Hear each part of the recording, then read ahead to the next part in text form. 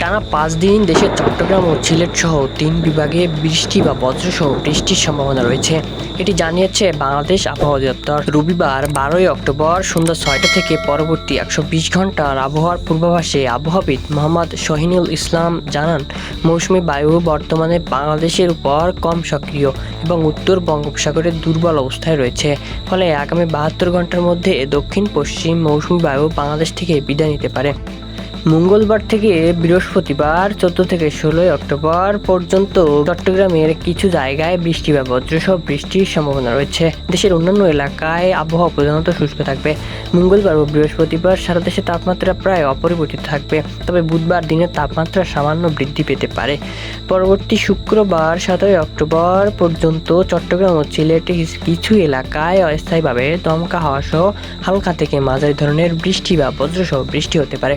দেশের অন্যত্র আংশিক মেঘলা আকাশ থাকবে এবং সারা দেশের তাপমাত্রা প্রায় অপরিবর্তিত থাকবে। বর্ধিত ৫ দিনের আবহাওয়ার পূর্বাভাসে উল্লেখ করা হয়েছে যে এই সময়ের মধ্যে আবহাওয়ার উল্লেখযোগ্য কোনো পরিবর্তনের সম্ভাবনা নেই।